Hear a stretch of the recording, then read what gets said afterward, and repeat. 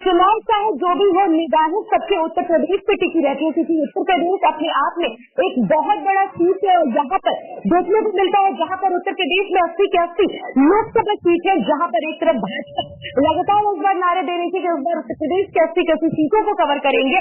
तो वहीं अगर बात कही जाए उत्तर प्रदेश की राजधानी लखनऊ से सटा हुआ एक जिला है जिसका नाम है बाराबंकी, और बाराबंकी अपने आप में एक बहुत ही महत्वपूर्ण सीट है क्योंकि राजधानी लखनऊ से बिल्कुल सटा हुआ है। और यहाँ पे क्या कुछ अपडेट है, इन सभी अपडेटों के लिए हमारे साथ जुड़े हैं हमारे संवाददाता संदीप तिवारी। संदीप, क्या कुछ अपडेट है बाराबंकी का?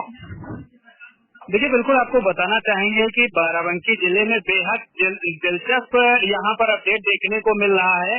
यहाँ पर इंडिया गठबंधन के जो प्रत्याशी हैं तनुज पुनिया, वो 4,09,703 वोटों से उनका जो रुझान है वो चल रहा है। वहीं जो भाजपा के प्रत्याशी राजरानी रावत हैं वो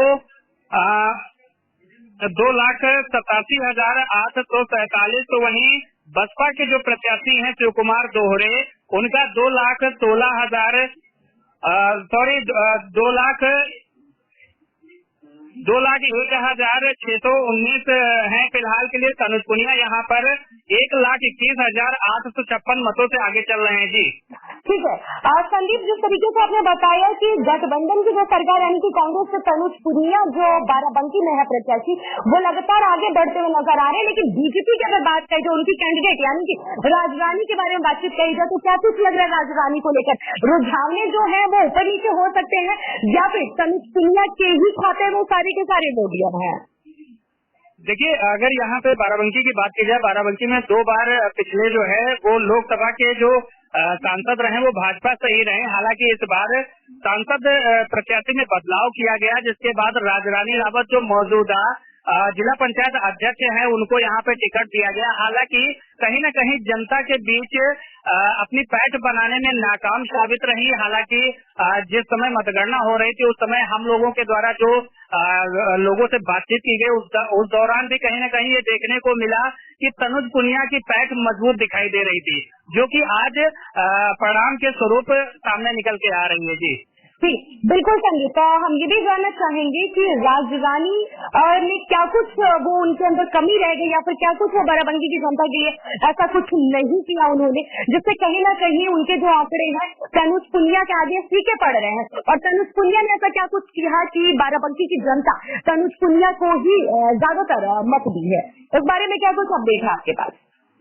देखिए, तनुज पुनिया लगातार यहाँ से विधानसभा और लोकसभा के चुनाव लड़ते हुए नजर आए। हालांकि उनको लगातार 4 बार हार का सामना करना पड़ा, लेकिन ये 5वां चुनाव है जब वो फिर से एक बार लोकसभा में दांव आजमाने के लिए आए हुए हैं।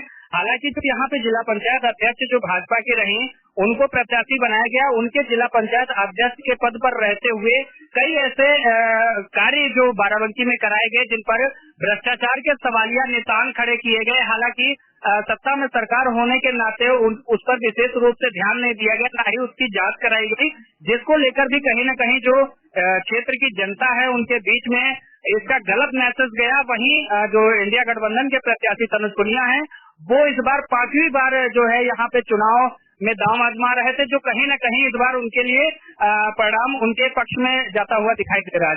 बिल्कुल संदीप, एक चीज और जानना चाहेंगे कि राजरानी भाजपा कैंडिडेट थी और उसके पहले अगर बात कही जाए मौजूदा जो सांसद है बाराबंकी से उनका कहीं ना कहीं अगर बात कही जाए तो उनके जो वीडियो वायरल हुए थे कहीं उसका इफेक्ट तो नहीं नजर आ रहा है भाजपा पे। राजरानी कहीं ऐसा तो नहीं है कि राजरानी अपने जगह सही थी लेकिन मौजूदा सांसद के वजह से वोट बैंक कहीं ना कहीं कम उनके खाते में नजर आ रही है? नहीं, फिलहाल इसको लेकर के बाराबंकी जिले में कोई चर्चा नहीं, क्योंकि जब वो उस कैंडिडेट को वहां से हटा दिया गया, क्योंकि उनको टिकट दोबारा से टिकट फिर से दिया गया था, लेकिन वीडियो वायरल होने के बाद उनको हटाया गया और नया प्रत्याशी के रूप में राजरानी रावत को लाया गया। लेकिन जब से वो हटे उसके बाद वो किसी भी चुनाव प्रचार में नजर नहीं आए, उनका कहीं पे कोई जिक्र नहीं किया गया।